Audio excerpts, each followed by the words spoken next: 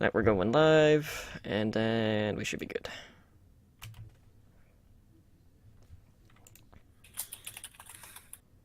Posting all the places.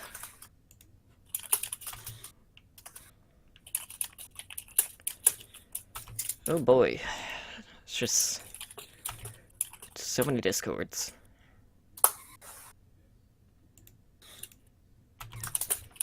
Got that. So many discords. Gotta make sure that I actually mute my Twitch. I've totally done that. I did that for a second there. I'm like, oh crap. I forgot I was watching something earlier. Alright. Alright, we should be good. Sweet. Right. Let's do a show. All right. Starting now.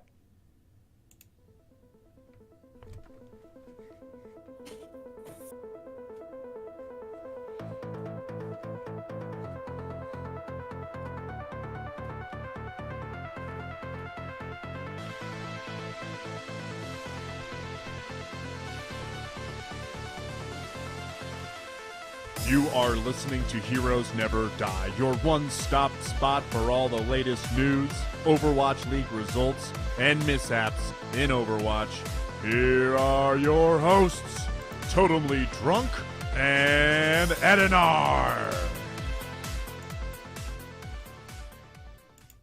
What is up, everyone, and welcome to Heroes Never Die. I am your host, Totemly Drunk, and tonight is episode 104.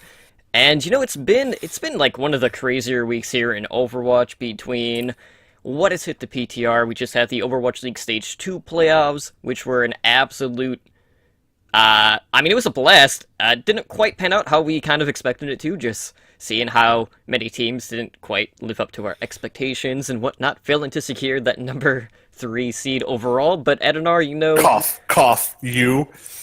not just us, but the Gladiators as well. So, you know, the unlikeliest of scenarios did happen for the playoffs, but, you know, the favorites did still win at the end of the day. But there's just so much we need to get to, Edinar, but I just want to know, like, how has your week been inside and outside of the game? My week's been good. I am climbing in ranked. I'm now comfortably mid gold. My goal is now to hit, plat. That's my next goal. I'm hoping to get that by the end of the season, by next season for sure, depending on how well the changes to Reaper affect my tanking. But that we'll get into later. And then also there's a new game that came out that I'm kind of in love with, and it is not called Far Cry 5. It is called Marvel Strike Force, and it is a mobile game, and it is super ridiculously fun. So I've been playing a lot of that because, you need something when you have to take that 15-minute bathroom break at work. You got to do something. Might as well play a mobile game. There you go. So how's your week been? Well, I have a new PC. I only have one monitor tonight, unfortunately, because my newer graphics card has a different DVI port, so trying to, juggle all these programs all at once while I podcast this week, a bit of a struggle, but it is a huge upgrade over what I had, because the last build I had wasn't until, like 4 years ago, so I was overdue, and, it's running really great. I haven't DC'd yet in Overwatch. I don't know if that's going to change anytime soon, because, I have Comcast, so chances are it's going to rear its ugly head at some point. But, we had the game night for Overwatch League Network here this past Saturday, which went really well. Got a tank quite a bit. And, after not really being in the game, I did feel really rusty when I was a DPS character, so I'm like, okay, I'm not gonna try to run Tracer after not being on here for, like, a month straight, because, like, my Pharah was fine, like, Pharah is just my comfort pick, but my Tracer play was kind of all over the place, so I just opted to run the Winston, which, ended up going a lot better, minus the fact that there were too many situations where I ended up solo tanking because people were finicky and just wanted to run TPS, as they normally do. Yeah. Literally in any other situation.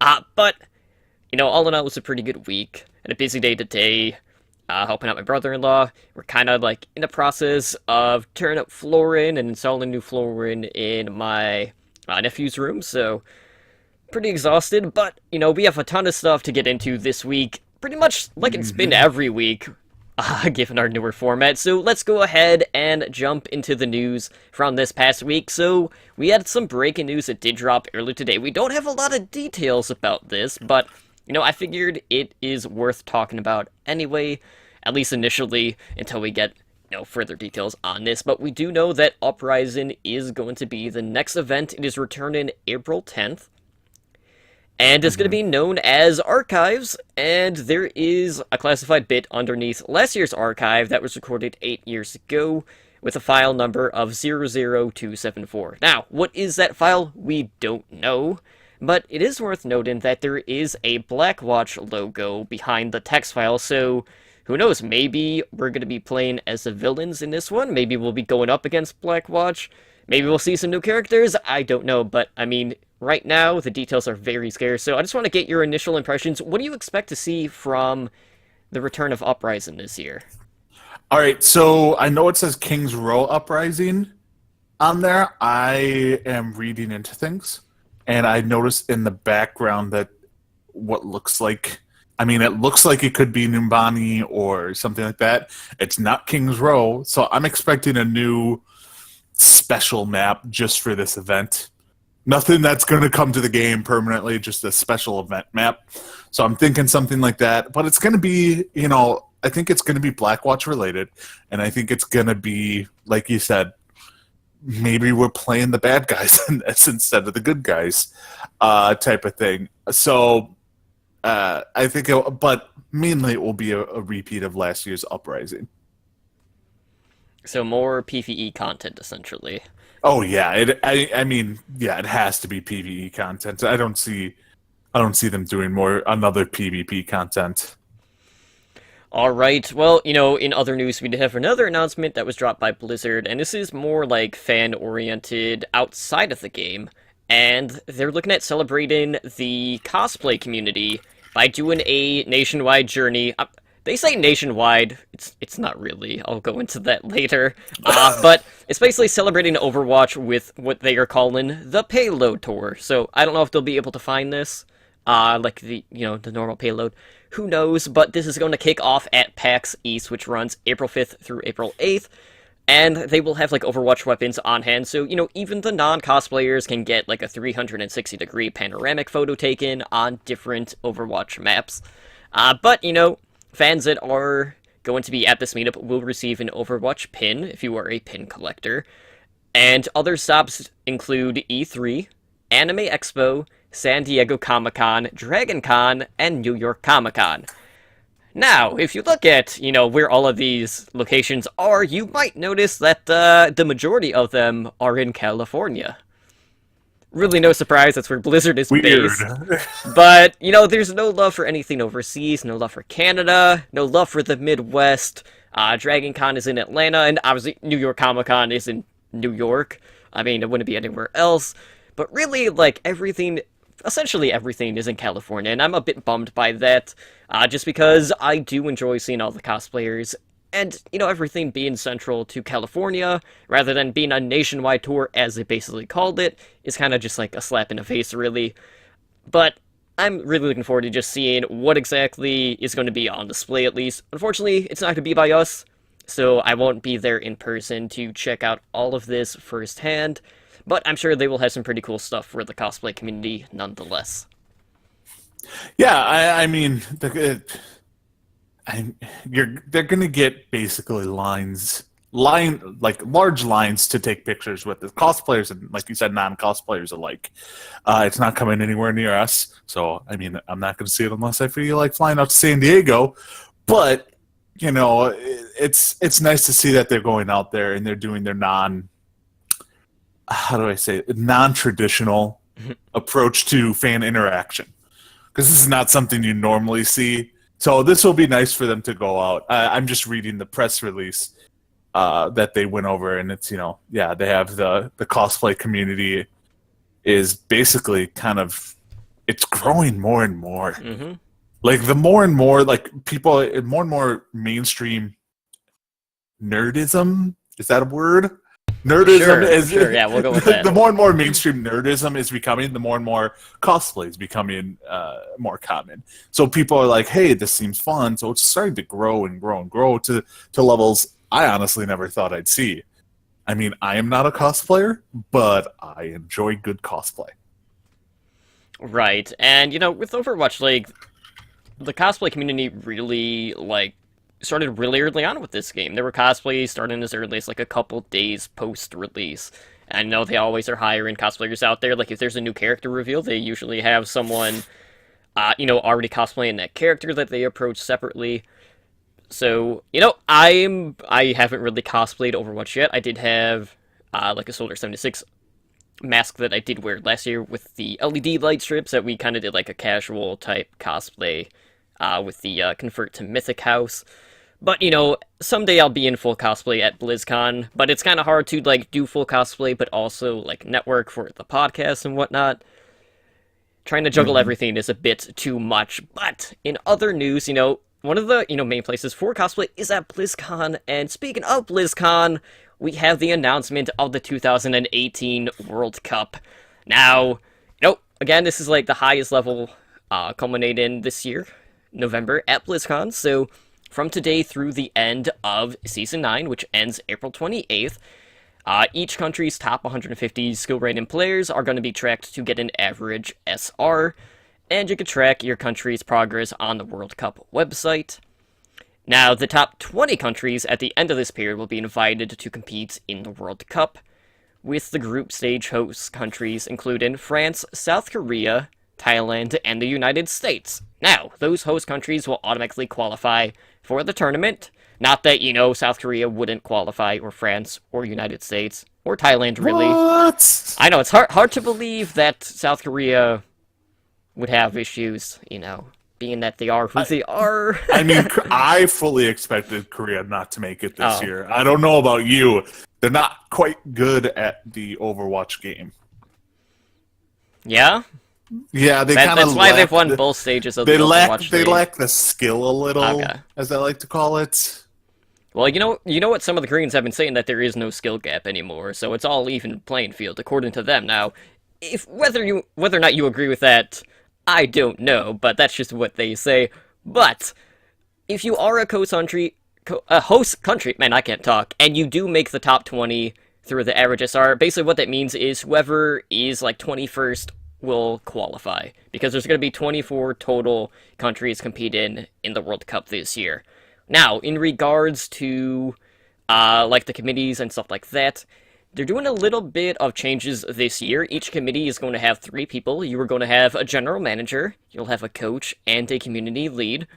So, the GM is going to be selected by Blizzard.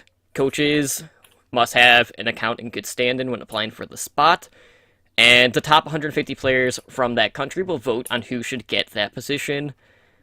And the community lead is a pretty similar process, but voting is going to be open to, that entire country, basically. So, the national committees will be revealed on May 31st, with tryouts being held from June 1st through July 5th. And we do have, rosters being submitted from June 15th through July 5th, and are subject to approval by Blizzard. So, there's an off chance that you might see, some people that have been ruffling a few feathers, like Undead from China. Probably not going to see Undead. Nope. XQC, I feel like we will see, but Undead definitely. You do no. think we're going to see XQC? I think so. You think they'll allow them? Okay. I think so. But, speaking of the rosters, they can contain up to 12 players, just like in the Overwatch League, and the group stage is set to commence in August with the top 8 competing for the gold in November. So, last year we had some interesting things. XQC did win the MVP despite not really deserving it, I'll be honest. Yeah. I mean, XQC won the T-Mobile, hashtag T-Mobile for life, MVP, but he 100% didn't deserve it. No. But, World Cup last year was a really surreal experience. I was there for the entirety of the event there in the Blizzard Well, the World Cup arena. I was gonna say Blizzard Arena, but that would be technically incorrect because the Blizzard Arena is the LA Arena. But, this year, I mean, I can only imagine, like, with the Overwatch League now being launched and being in full swing, we're just gonna get an even more elevated gameplay coming out of the World Cup. And, we saw some pretty breakout performances last year, like Flower, who is now playing for XL2, which we will talk about later. But I just want to get your thoughts, like, who do you think, at least at this point, who would you consider to be, like, an early favorite to win the World Cup? Outside of South Korea, because I know you're just gonna be like, well, gee, Totem, I know who's what's probably gonna gonna win. happen.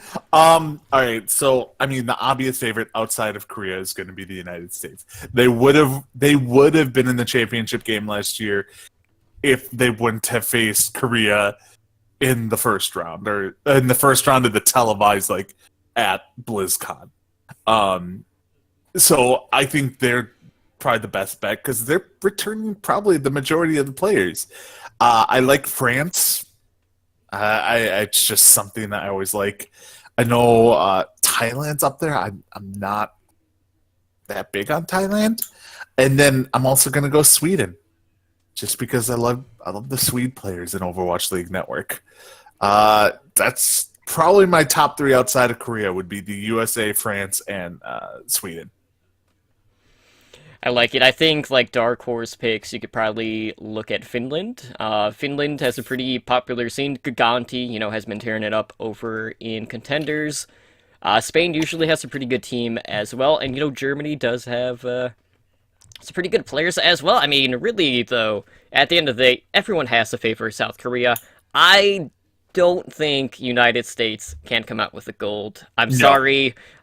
I mean, last year, before they even posted the brackets, they had, like, an initial, like, graphic that they released that paired them against South Korea. And this was before they did, like, the draw of, like, the bracket after that. And they still end up getting South Korea, and we all saw how that panned out.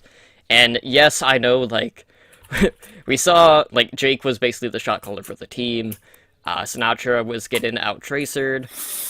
Flower basically became a household name with his Widowmaker display, and we all saw that Hanamura map was absolutely absurd. I just hope that one of the games this year can live up to that specific map, because that was really the map that really stood out across everything, and really, like, the hype in that United States versus South Korea game was just completely unmatched throughout the rest of the tournament. So I'm really excited to see, the World Cup coming back.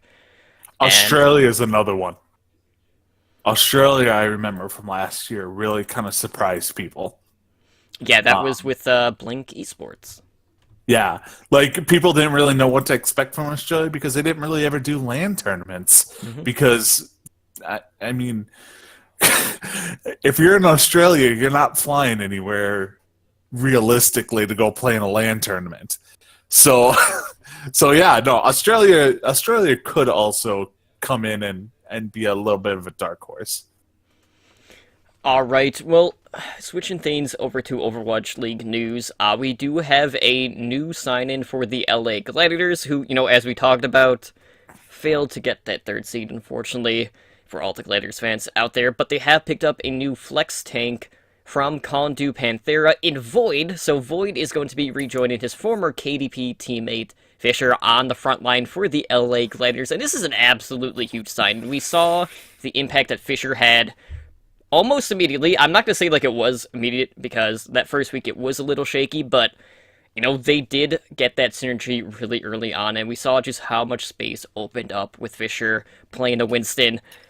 And, it is worth noting that Void was a member of that original Kondu roster that was picked up for the London Spitfire, but they were unable to work out a contract deal at the time. And, right now he's still in Korea. He has been playing on the rebuilt Kondu roster that featured Waka Waka and Luffy, and that was a team that finished second in Apex Season 3. Now, the biggest question mark in all of this is, well, what exactly is that going to mean for Bishu? Because Bishu has been their flex tank. He's also been kind of their acting translator on the team, so do you think this is going to be a situation where Bishu is going to be seeing bench time, or is that communication aspect of being a translator going to bring more value to the team over than that already built-in synergy that Void has with Fisher already? Oh yeah, no, Bishu's on the bench. Uh, I mean, when you're main tank and like I don't want to call him the MVP, but like the fire that ignited them is like, hey, bring in this guy. I work phenomenally with him, and we can destroy things as tanks. You're not bringing him in to be like, okay, we're going to bring you in to sit on the bench. Like, it's just not going to happen. Because not only are you not bringing him in to sit on the bench because you're going to annoy him, but then you're going to annoy, the guy who brought him in. And me and Spiderhead were joking around. This is essentially Shake and Bake. This is the Shake and Bake Talladega Nights duo that, are going to come in, as good friends, tanking together and just destroying things. I think Bishu is... I mean, I like Bishu, but I don't see him keeping his spot on the main roster with Void coming in. And not to say that I feel bad for him because, he's in the Overwatch League and he's getting paid to play Overwatch. But it sucks that, like, yeah, you're kind of like the translator, but when your counterpart in the tanking is like, hey, I really want this guy to come in and tank with me, it's just it feels bad, man. Like, he's gonna get benched and he knows it, and then Void's gonna come in, and they're probably gonna be better off though with Void than Bishu because they work well together. Mm-hmm. Void also has a better track record overall throughout his Overwatch career, because when he was playing for Kondu, he really was a hard carry D.Va player during those Apex seasons, and fair warning to anyone going up against Void when he is on the D.Va, you have got to pay attention to his defense matrix, because the ultimates that you throw basically just fall into the Void there and get sucked into the abyss, and they are no more, so gotta be careful around him when he does debut here for the Kletters. And speaking of tanks, there is a Void again, but this time it kind of goes back to the Dallas field because for the second time, well, actually third time technically, they have a tank player that has been suspended. This time it is their newer tank, OGE, and he has been suspended for 4 matches for account boosting that he did during the summer of 2017. Now, again, account boosting violates the Blizzard end-user license agreement, and the suspension basically came 2 weeks after the Fuel had officially announced his addition to this roster. And, is it a requirement for the Fuel main tank to just, be suspended or fined at some point in their career?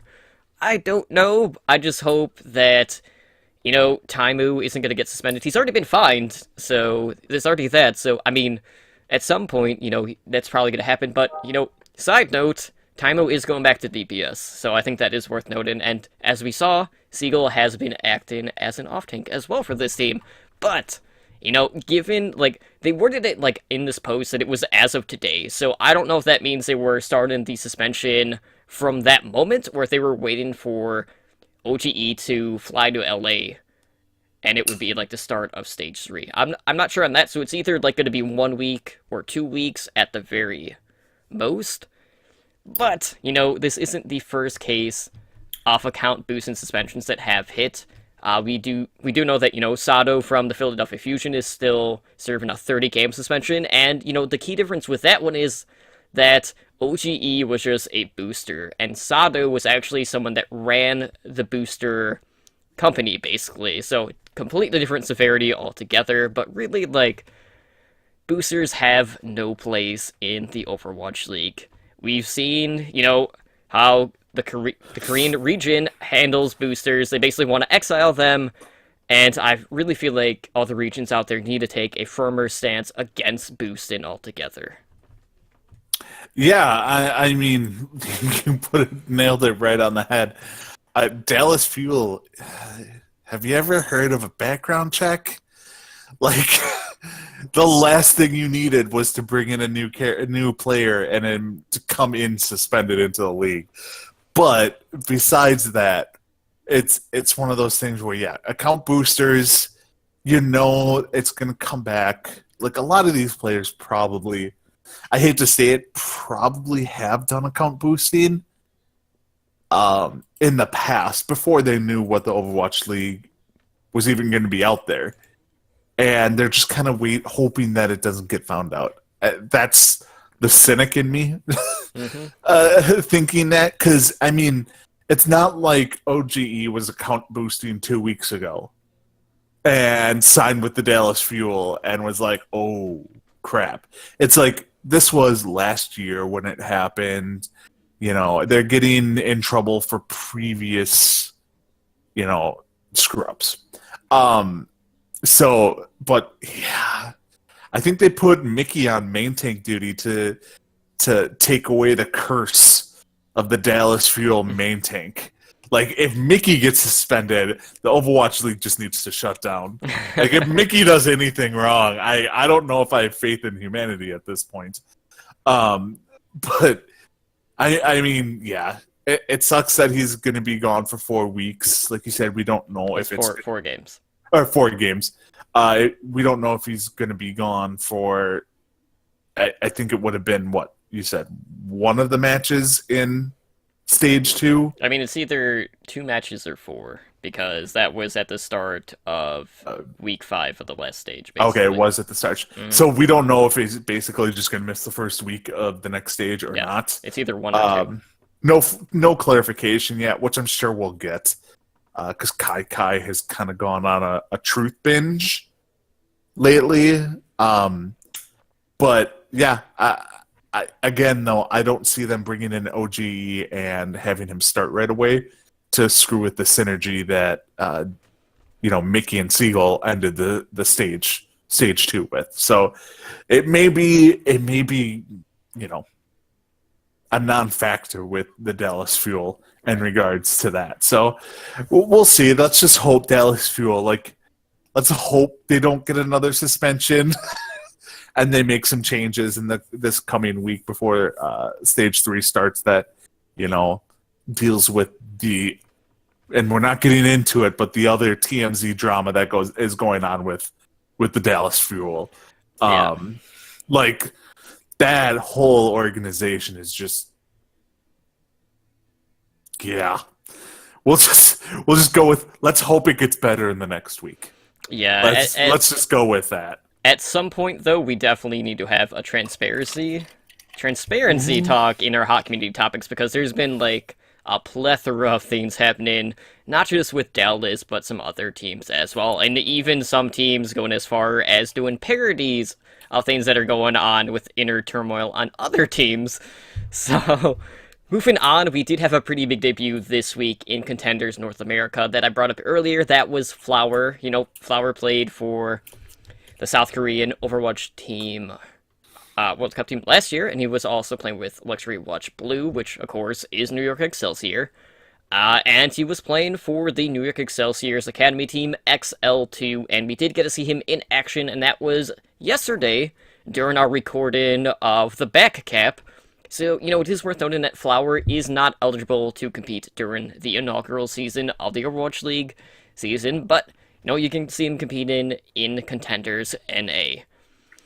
And, XL2 currently not doing the greatest in Contenders, but Contenders NA is definitely going to get a lot more interesting with this signing in particular. And, as I mentioned, his Widowmaker display last year at the World Cup definitely made him more of a household name, and that's probably why you see so many Widows queuing up all the time on the ladder, thinking that they can just channel their inner Flower. But, speaking of Flower, this is another player for, New York that is essentially considered to be a flex god like Libero. I know even in one match specifically that he already played this week on Hollywood for XL2, I think he played 5 or 6 different heroes just on attack. Nothing seemed to really be working, but, he plays the Widow, he does play Tracer. They had him on Tracer a lot, which didn't really do much. His Genji is a lot better than his Tracer. We saw him on Junkrat, he played so many different characters all in all, but, we saw him pop off in the World Cup. Is his sign-in to XL2 going to pique your interest and actually, get you to watch a little bit of Contenders, or are you just going to stick to the Overwatch League? He will get me to watch. I already kind of if I have time, I'm going to watch the contenders. It's not like the Overwatch League where like I'm like, oh, 6 o'clock Central. I'm like, gotta turn on, my computer to log into Twitch to have the game to account for my chances at getting Overwatch League tokens for the skin, and then actually watching the Overwatch League on my computer on my big screen. But like on Mondays, Tuesdays, Wednesdays, like I'll be sitting on my computer and be like, oh, Overwatch Contenders is on. Let's watch that. And then I'm like, oh, I wonder if, now since it's signing, I'm like, I wonder if, Excelsior 2 are playing. And I'm like, oh, no, they're not. Dang, no Flower. Because, kid's good. Kid's real good. And he's just got that persona that people love. And, yeah, I'm going to watch more Contenders because of this. I think when this got announced, we talked, like in Discord. We're like, wait a second, does this mean, like, I don't know if we even have clarification yet, but I heard rumblings that, like, he's allowed to be on New York, on the Contenders team for them, because New York has first rights. So if anybody tries to sign him, New York Excelsiors have a right to match type of thing. Like, the Shock can offer him a contract, and then if Excelsior matches, he stays with Excelsior. Or you can just deny all offers. Yeah, but you can't.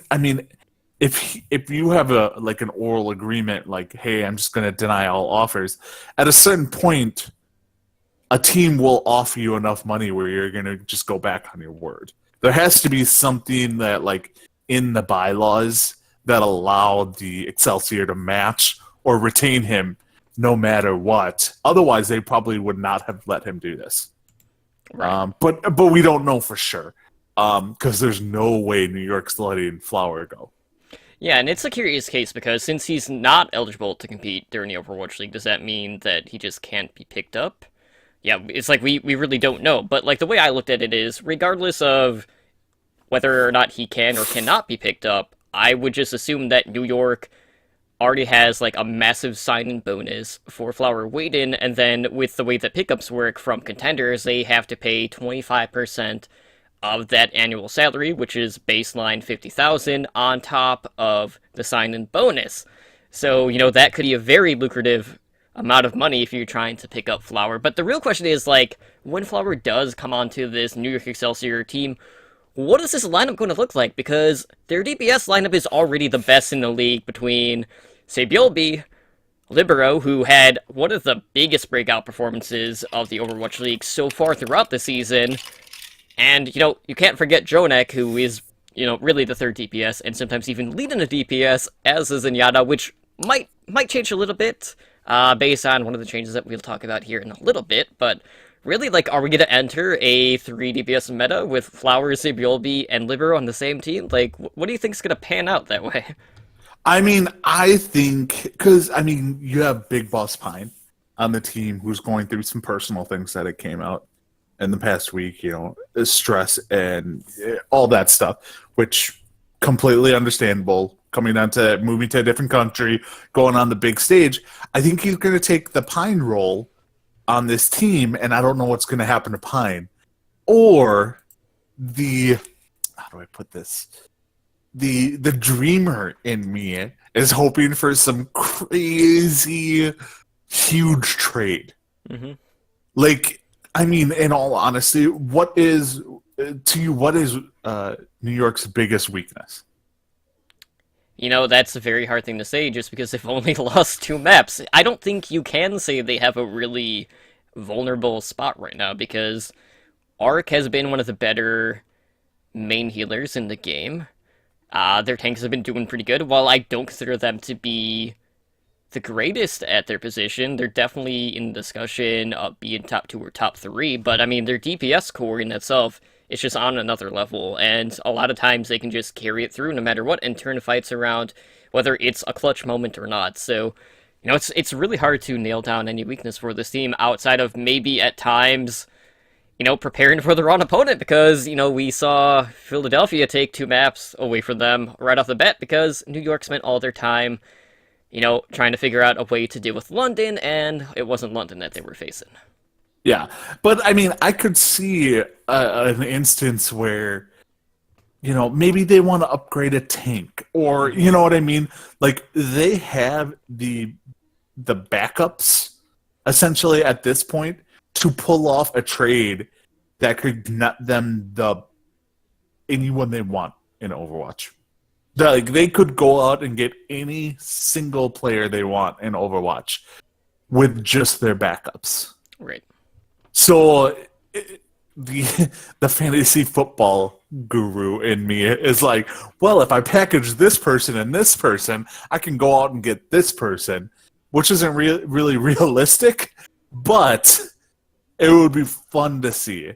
So, I mean, you could see a trade, as crazy as it sounds, but, a Libero trade is not out of the question. Sebayobi, let's say they want to upgrade the tanks. Well, the team with the best tanks in the game right now is probably Houston. Houston needs a tracer. Well, you're not going to trade SBB no. And I'll tell you why. It's because the other players on that team can't play a great tracer. Yeah, but I mean, even Flower. No, okay. It's not there. So yet. then, maybe in another year. Maybe not him, but then you would trade Libero, because you're not going to keep Libero on the bench. You could also trade Pine. I mean, at this point, Pine is the number 4 DPS on the team. He's never getting played. Right. When Flower comes in, just might as well go to another team or go back to Korea, because you're never going to see the stage anymore. He's, Flower's better than Pine at every single position, but Pine would also be the best player on half the Overwatch League teams. They're just so deep that, they got to trade off some of these people sooner or later for assets. So that's probably what's going to happen. Maybe not as big as I described it, but I'm hoping for a big hey, we're trading for Jake, and then just shake up the Overwatch League world. Yeah, I mean, the biggest trade overall was actually a 3-team trade way back when, that involved Luminosity Gaming. I think it was Misfits at the time. I can't remember what all 3 teams were in it, but I just remember they flip-flop. Yeah, it was Rogue, and they all switched 2 players around. And it was just a huge shuffle. They went to one team went all Swedish, one team went all Finnish. They went to common language. Honestly, right? They went to common language teams, which I think is not that big of an issue in the Overwatch League. Because in any language, monkey is monkey. Right. So monkey is monkey in most languages. So, but yeah, no, I mean, the New York City Excelsior are with this Flower are in a great spot, and I love the fact that they were able to find a way to get him to actually be able to play. Right. That was the biggest worry. Is guy has to sit out a year because of technicalities, and that's not beneficial to him. So. All right. Well, that will lead into our hot community topics, and we had a number of options that we could have used this week. But let's start with the developer update, which was Void as a teammate. Okay, so basically, the dev team is wanting to give us more ways to craft our gameplay experience, and sometimes you can run into teammates that are complete shitholes that cause frustrations, and you feel like you just have no control over the situation. So what they're doing is they're adding a Void as teammate, and this was originally targeted for a Season 10 release, but it got finished early, so we got it a little bit earlier. It's actually in a PTR now, which we'll talk about. And what it does is it allows you to be able to avoid up to 2 teammates at any one time. Now, those players will be avoided for 7 days before they can be matched with you again, but you can still end up playing against them, so they can be on the opposite team. And you could also re-add that person to the list after they fall off. And when you avoid a player, there's basically like a separate section to show you like your blacklist, essentially. And really, like, there's too many occasions in the game right now where basically, like, there aren't like a reportable offense that this player is doing, so they wanted to give you a way to not have to deal with this person.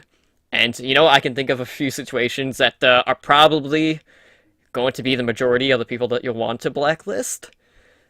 But there are going to be some side effects that Papa Jeffy Cap Cap did talk about, praise him.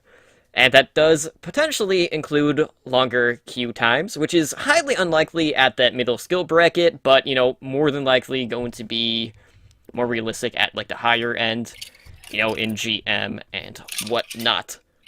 But they do have systems in place to kind of monitor, like, the avoid teammate limit. Basically, like, they're trying to find the sweet spot. If the queue times aren't really an issue, they might bump up the limit a little bit higher. But, if it's causing too much chaos in the queue times, they might even drop it. Who knows? But if you are one of those players that is being avoided a lot and getting, blacklisted, you are going to get a warning when you log into the game.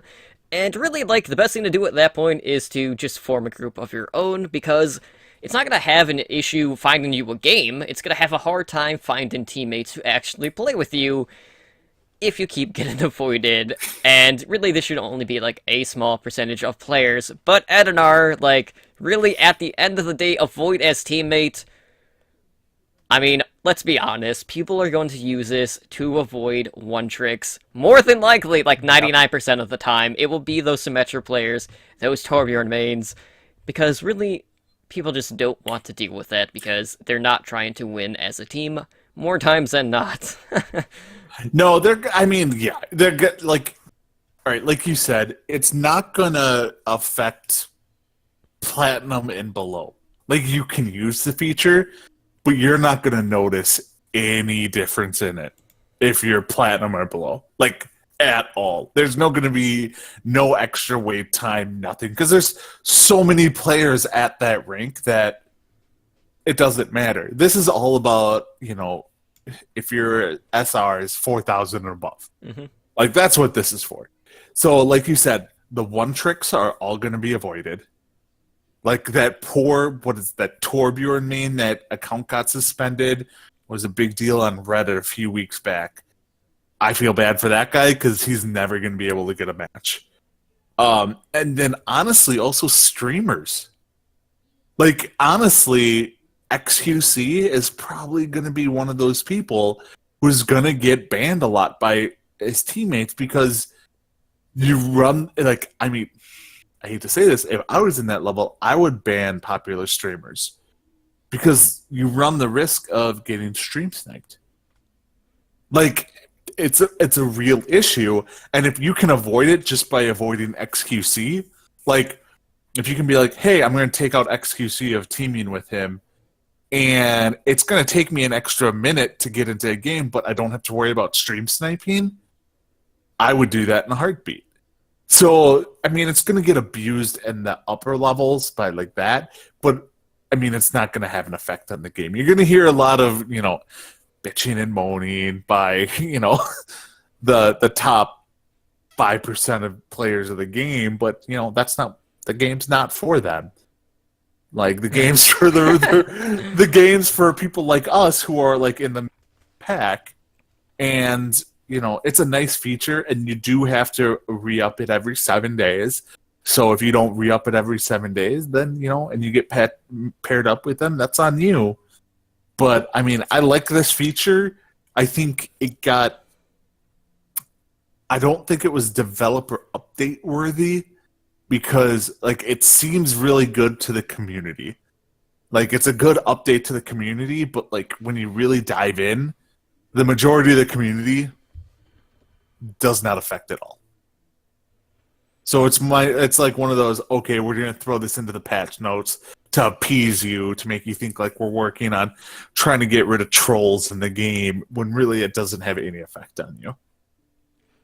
Yeah, and I hate to say it, but there are going to be players out there that will have no problem working around this because some people do own multiple accounts, and that does include some of these one tricks. And basically, they can just keep switching accounts at that point and queuing up on whatever secondary or third account they have. But, hopefully not all of them have that, but, I mean, more than likely you're going to be using this to avoid just generally toxic people, people that never stop talking in voice chat. Or who knows, maybe people that don't even talk at all.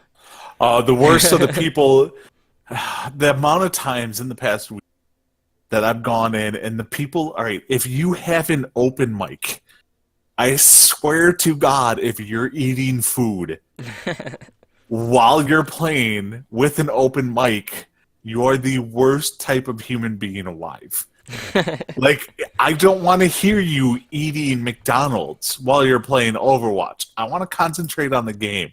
Learn to mute your mic. That will get you put on the no playlist by me as well. Fair enough. Well, speaking of the PTR, we did have a new patch drop on March 24th. So, we got quite a few updates in this one. Some hero updates, we got some map updates. We did get the feature that we literally just talked about, but let's start with the map update in Blizzard World, and actually move the first payload checkpoint, which is by the Pylon Terrace, back 10 meters. And they basically did this for two reasons. The original location swung the map's balance too far in one direction, which favored the defense. And then, once the payload reached the checkpoint, it actually allowed the defenders to return from spawn, or the attackers, like, when they returned from spawn, they would get pinned in that area, basically. So, usually resulted in their death, but, kind of looking at the future here, we do know that the Blizzard World is going to be in Stage 3 of the Overwatch League, which we'll talk about later, which I'm excited to see. But, what are your overall thoughts on this change in regards to, just moving that first payload checkpoint back? Okay. Blizzard World, Okay. I love and hate this map so much. I love the idea of this map. I love Blizzard World. I love all the things here and there. But the actual map itself is not good. This change they made to the point B in this map is phenomenal. The best way, if you can't picture Blizzard World out there, listeners, is if the closest I can explain it is on New Bonnie, is where the bridge is, where you go under for point B. Imagine the point was, to get point B was past the bridge instead of before the bridge. That's what the difference will be. It's a huge difference. It's only, they said 10 meters, but the change is dramatic because the defense spawns right there.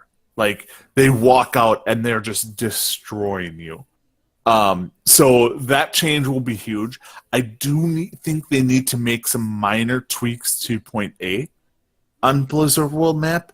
It is way too easy to turtle up on point A, because really there's only one way to get a height advantage on attack, and it's a very limited height advantage up by the little, ride that you can ride. But then there's the statue there, there's a brick building here, and it's just, the choke point's a little too choky for me on point A. I think this map needs a lot of work. Now, I don't know if these map changes will be live for the next stage. Have they said if they will be live? I don't think they have at this point. So, like, these flaws in Blizzard World are going to come out in full force in Stage 3, especially with Point B. And you're going to see some... like, when we had Junkertown. Junkertown's also the other map that gets criticized the most as far as comp and difficulty and just... not being able to defend it. Exactly. And you saw some crazy interesting comps on Junkertown. I think you're going to see some crazy, interesting comps on Blizzard World. I think the way the map is set up, it is very long range friendly. So you're looking at Widowmaker, Hanzo, people like that, people who can do damage and do Anna. Anna will be probably pretty big on this map, for at least for the first 2 checkpoints, if you can get past the second checkpoint. But it's one of those things where we're going to see some interesting comps, but overall the map needs tweaking. Different health, like they did health pack placement changes too. I haven't looked into that as much though. Alright, well we did also get some general updates, mostly revolving around, like, drop-down menus. So, as we mentioned, the Avoidus teammate will be available in the drop-down menu in the career profile, so, you can blacklist up to 2 people every week, that way you don't get paired with them again. They also removed the poor teamwork drop-down menu option, as well as a change to the Griefin drop-down menu being renamed to Gameplay Sabotage. Which, I laughed so hard when I read that, I'm like... I mean, Sombra comes in and hacks everything and does kind of ruin the game, but, like, why are you taking a shot at her in this case? Like, that made no sense to me. I just immediately heard the Beastie Boys. Yeah, that was in my head. I'm like, Gameplay Sabotage. I'm like, and then I start thinking of the music video, and I'm like, oh, that actually doesn't sound horrible. And I'm like, wait, no. Gameplay Sabotage, not the song Sabotage. I mean, it's a nice, it makes it sound more severe, right, and problematic. So maybe it will deter some people. I don't know. Right. I mean, the main reason why they did this is because there was a lot of player confusion about, like, what category they should use to report players for, like, poor, toxic gameplay. So, having it all confined into one will make things just a lot easier. But, again, like in the dev comment, they're like, players should not be reported simply for performing poorly, since everyone occasionally has a bad game. Some of us more than others, but that is besides the point. We do have some hero updates that are more minor. Sombra's enemy hacked end of round card now displays her offensive assists. Brigitta's golden weapon variant will now also give her a golden shield, and they also changed one of Mercy's Valkyrie voice lines. But... No. That's major. Because Reinhardt does not get a golden shield. Orisa does not get a golden shield. Why does she get a golden shield? I don't know. Come on, Papa Jeffy Cap. Like, you can't give it to her and not to the others. It's probably... Give Reinhardt a golden shield. I will buy that today. I think it's solely because she is a new hotness, and, she's just getting favored in this particular instance. But, I mean, the big thing with this PTR patch has to be the hero updates and balance changes that we are seeing. So let's start off with one of the bigger ones, D.Va. D.Va, the must-pick off-tank in this current meta. Across every single skill bracket, they are changing the damage of her micro-missiles, specifically the explosive damage. So her micro-missile explosive damage has been reduced from 6 to 4. Now, basically what this means is, with that reduction, they are leaving the impact damage the same, so the net result is going to be about 22% damage reduction. But, we've seen the burst potential that D.Va in her current form has, and, I said at the start, like, I figured that this was going to be too high for her, because she could definitely, take out those lower HP targets really quick as a tank. And sure enough, it stayed in the game, despite, some of the complaints that were on the forums about it. But, D.Va is one of those characters that they just have a hard time balancing just because she is essentially 2 heroes in one. But do you think this change is going to keep her more in line with some of the other off-tanks? Or do you think that her overall toolkit is still going to have enough in it in order to make her, one of the more prominent picks still for that role? I mean, I still think she is one of the more prominent picks for her roles, but this is one of the many changes Blizzard is trying to do to get rid of dive. Like, it's one of those, okay, we're going to nerf some of the dive characters. We're going to introduce a character who's anti-dive. Like, this is something I'm like, okay, You don't have to worry about Diva running in and trying to take out a Widowmaker or somebody in the back line as much with this. That's how I see it. She's still going to be crazy effective, but I saw it more as a anti this specific situation. Yes, it's a nerf overall. She needed it. Anytime a character is the most played character in the game, they probably need to be nerfed a little. Like, I know Moira's and Diva are the two most played characters overall in the game. So maybe Moira gets nerfed a little bit up next, like her range of her damage. But that's besides the fact. Diva was due to get nerfed a little bit. Like you said, this ability when it came out probably needed to be nerfed a little. And they just didn't, and they're just kind of coming back and doing it again. And this hurts Dive. It does. Absolutely. Well, moving on to Mei, and this is one of the more controversial ones because everyone either absolutely loves Mei or cannot stand her because they consider her to be the Antichrist of Overwatch. But they are looking at her Endothermic Blaster, that is her primary weapon, and it will now pierce through enemies. So basically, they're making it so it's easier to keep her freezing a specific target. And, if another enemy is going to get in the way, it'll just be easier that way. So in addition, this change will help her ultimate be more consistent when it comes to freezing more targets, especially if they are near each other. Now, obviously, still, it's worth noting that this does not pierce barriers such as Reinhardt's shield. But, I have to say, when I first read this, I'm in, basically anywhere but, I think gold and below, this is going to be absolutely fine. I don't see it being a huge dramatic change, but for the lower skill brackets, this one and the next hero that we're going to talk about, I fear for the most at the lower end of the tiers, just because, really, some of those players just don't quite know or understand those characters and how to deal with them, and just making them more powerful is just going to make matters that much worse. Yeah, I mean, I think the next character, Reaper, that we talk about, the changes are a lot more drastic. This is a good... I wouldn't call it a buff. I would call it more of a quality of life change. It's nothing that drastic to her. It's not going to make her all of a sudden, she's going to be meta.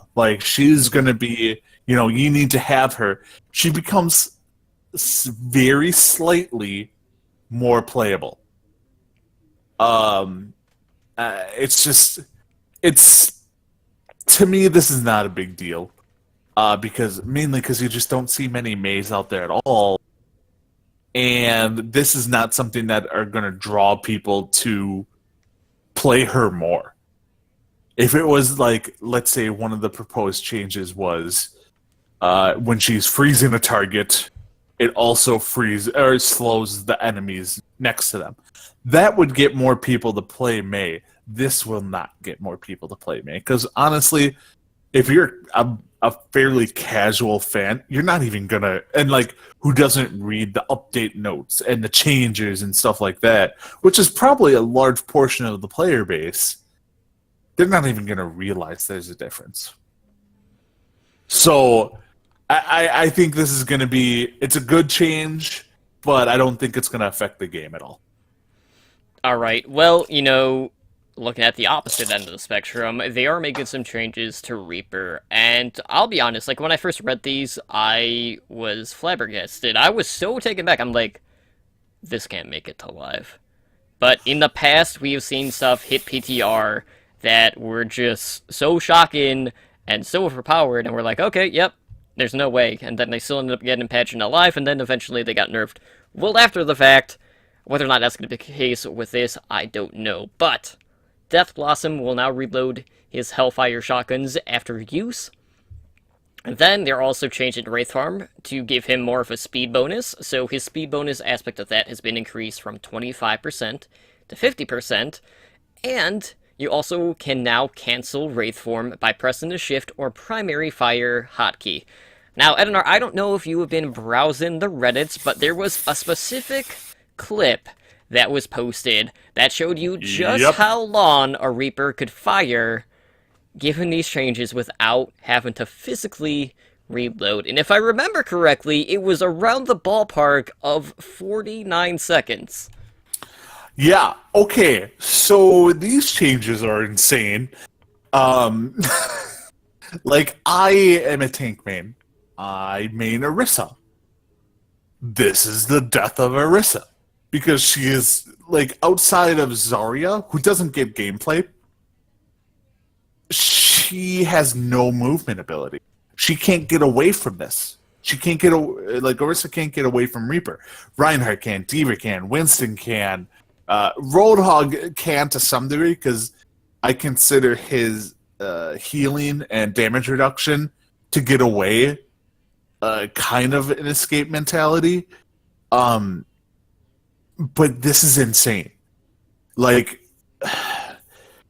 if I feel I like the changes to Reaper because Reaper was very unplayed.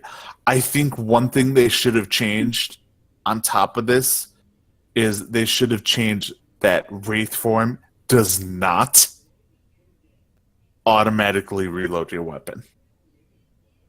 I feel that would have been a nice balance between the two.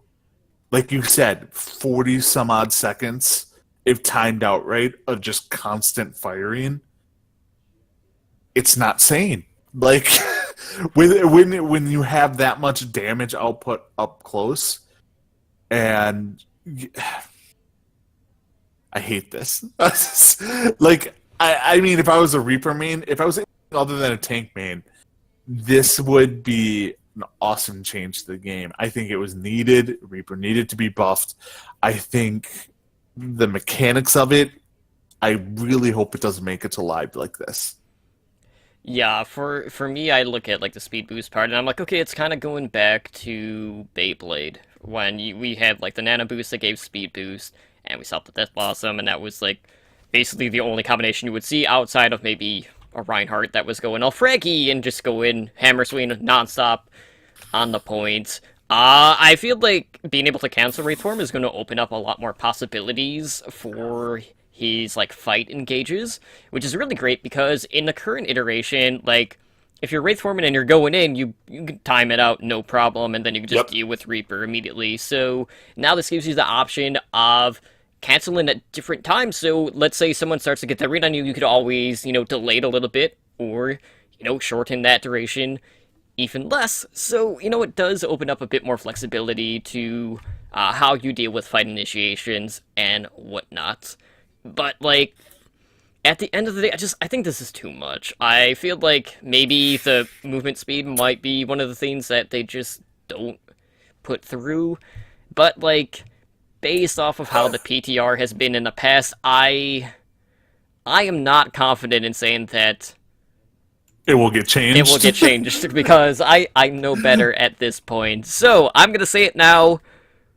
I hate to say it, but I'm pretty sure all of this will make it to live despite all of the community outrage that we are bound to hear. And I don't know what to say. Like, it's the this if it makes it to live like this, and I'm very well known as being like an overreactor.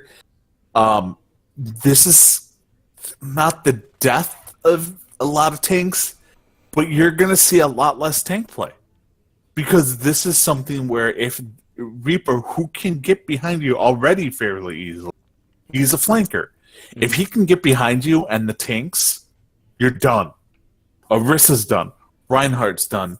Zarya to some degree. Roadhog. Winston and D.Va are the only two who are pretty much safe because with one click of an ability, they can just get the hell away. The other three really can't.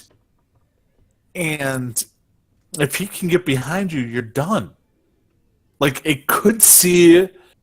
I mean, it could see an increase in play of McCree because that stun might become a little more valuable if the McCree is staying behind the tanks. Like they probably should be. They could stun the Reaper, and then you could handle them that way. But I mean, at platinum and below, this is not something that you're not gonna see the coordination like that. But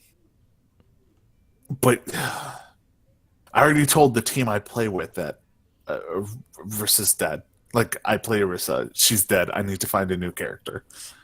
Like, she was already like the lowest played tank. She's gonna go even lower. So maybe they'll boost her. I don't know. But this is it's drastic. It's one of the more drastic non-Mercy changes that I've seen in a while. Because Mercy is the ultimate character that they can't figure out how to balance. But it's probably the most drastic non-Mercy change I've seen. I mean, the last time I remember a change this drastic was probably in beta when they put the shield in front of Bastion. They gave Bastion a shield in the worst iteration of Overwatch of all time. Alright, well, Blizzard, I know you're listening. Here's a way to patch this alive. Just remove the reload mechanics from this, and it'll be fine.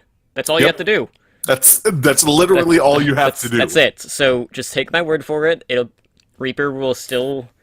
I mean, at the end of the day, Reaper is not going to be a must-pick. We do see him on certain points on Control, on 2CP maps. He's good on, certain endpoints as well on other maps, but just get rid of these reload mechanics, and you'll see a slight bump. It won't be anything, like, absolutely groundbreaking, but if all this goes live, yeah, you're not going to have too many happy campers.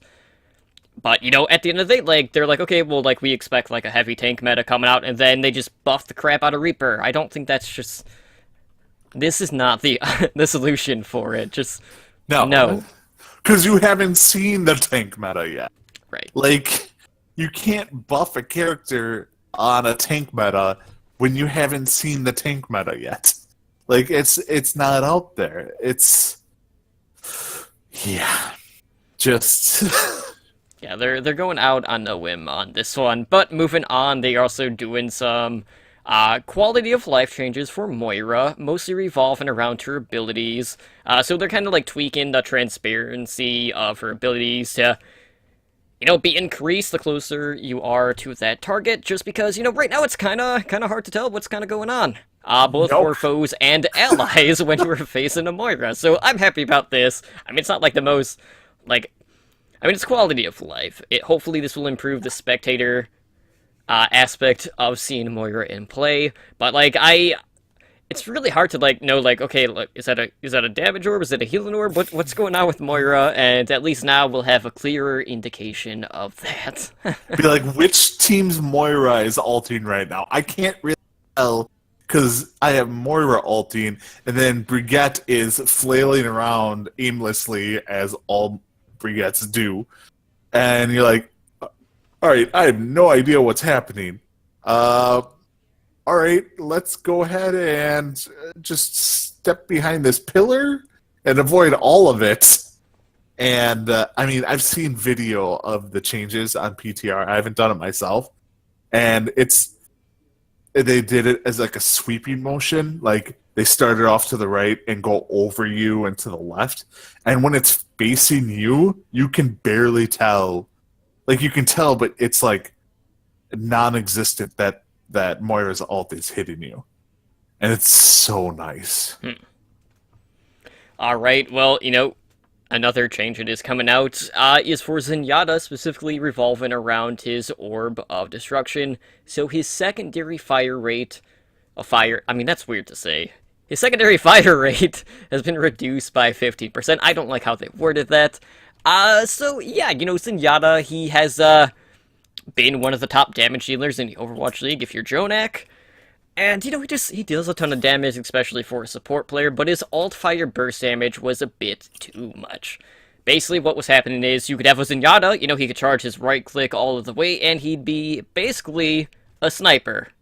I mean, we've seen it time and time again in the Overwatch League. So this change is overall going to keep his damage about the same, but it will lower the DPS slightly and make it a little bit harder to hit multiple shots at very long ranges. But you know, if you're one of those Tracer players out there, you still have to fear for this right click, because chances are, when it does hit you, you're going to be pretty close to the target, so be mindful of that. But Widows, you know, you can fear a little bit less of being out-sniped by a support player now, so there is that.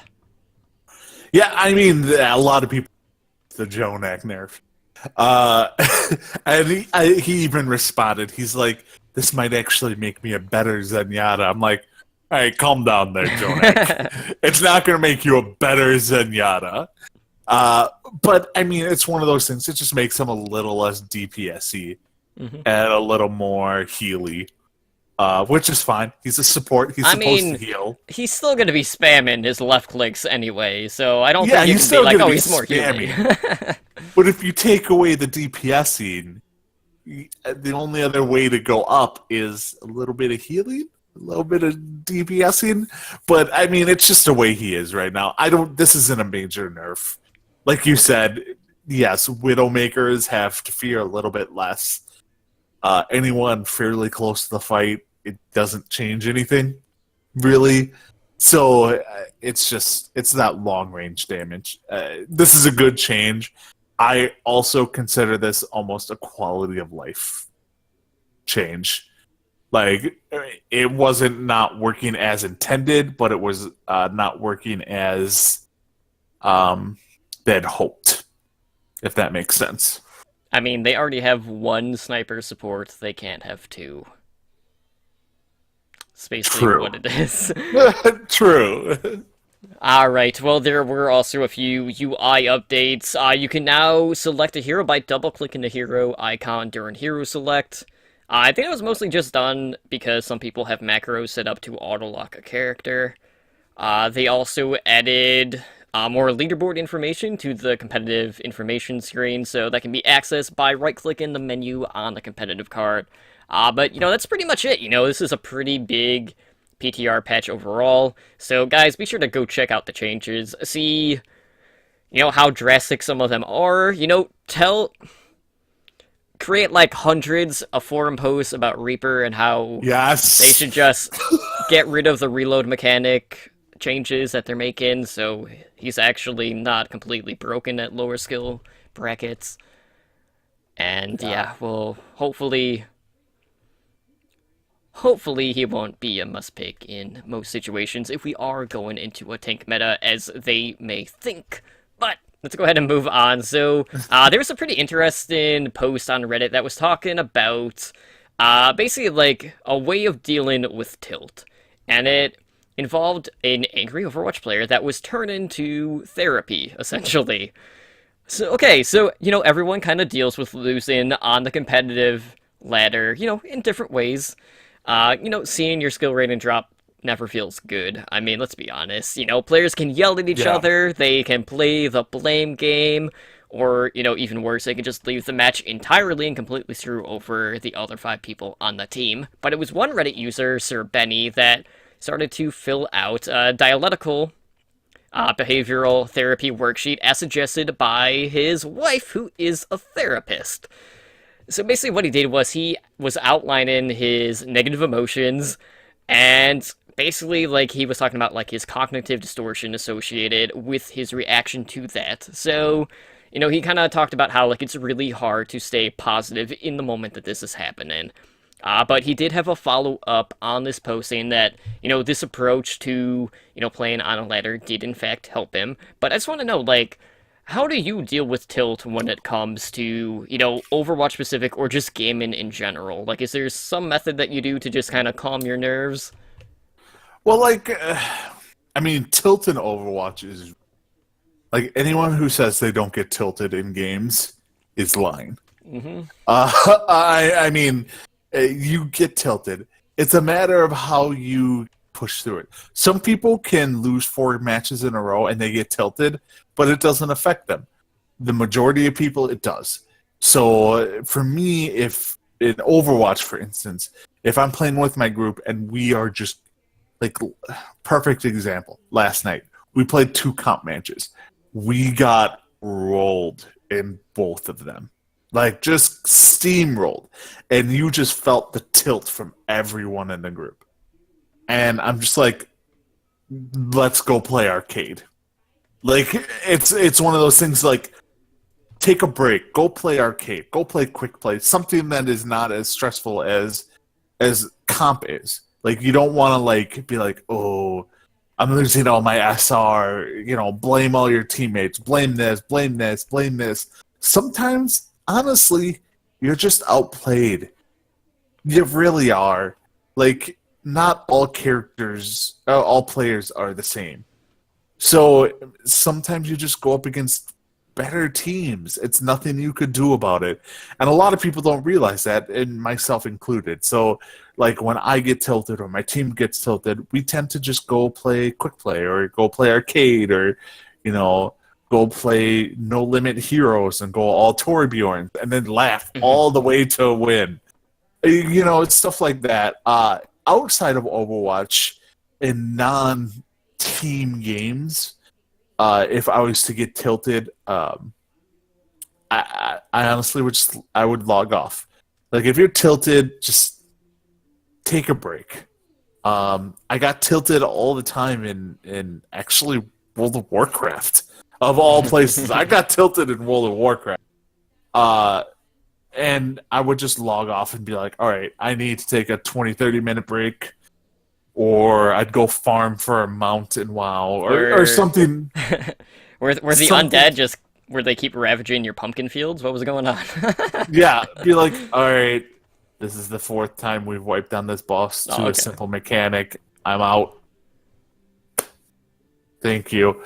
But I mean, everyone handles tilt in their own way. Like, you have to find a way that can reduce the amount of tilt you have.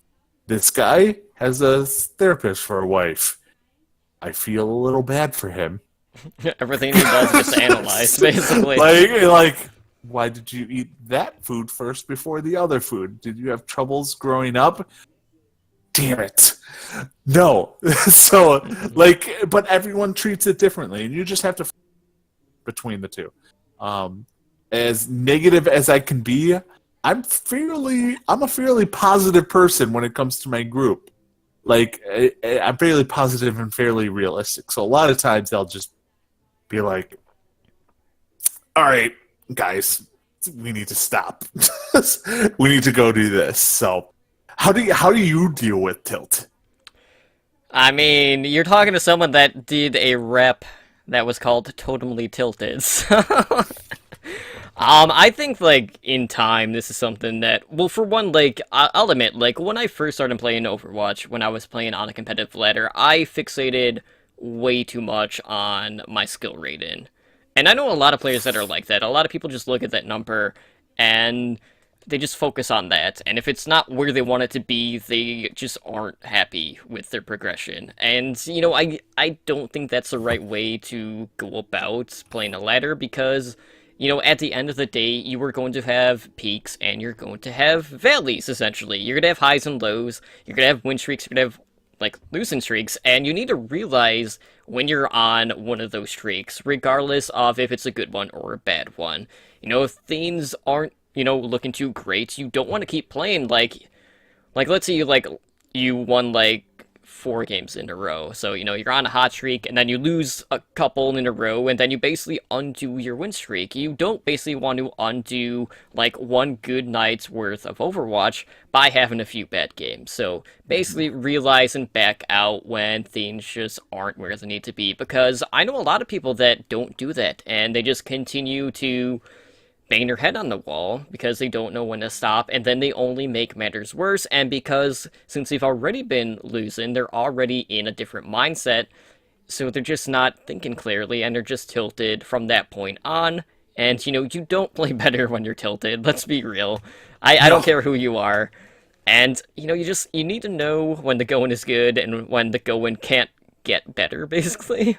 Or, you know, you just don't want to keep, you know, grinding if you aren't winning any games. But, you know, I do think that, you know, playing with a team environment or, you know, playing with a pre-mid group does help a bit.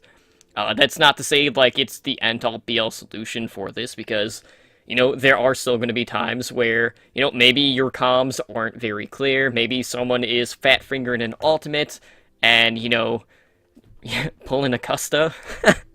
I've done it. I did it last night. We've all done it. But that's not to say that it's gonna completely negate any like blame games or anything like that. But it does help a bit to be in a more controlled environment, so you feel like you have a better understanding of the situation at hand. But I think like a very common misconception about Tilt is that it is just in one specific area in the ladder. That's not the case. Tilt is universal across every single tier. Can it be more toxic in others?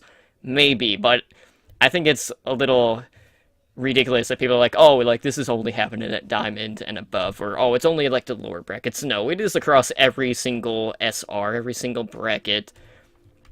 And at the end of the day, you're gonna have assholes in each one. Like, let's be Yep. real. It's a team-based game. You're going to run into people that you just can't stand, or people that don't communicate, or people that think they're the end-all be-all in Overwatch, and the greatest thing since sliced bread, and all of that. But really, guys, just know when to back out. And like you said, like if things aren't going good, just relax.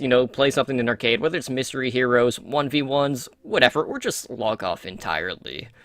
But I know a lot of people just don't know really how to handle their emotions in the game. So whether or not filling out like these therapeutical sheets is a thing that they want to do, probably not. I mean, I don't think they want to overanalyze anything like that. That's up to them, though. But at least, it did work for this one specific person. So who knows? Maybe it could work for us as well.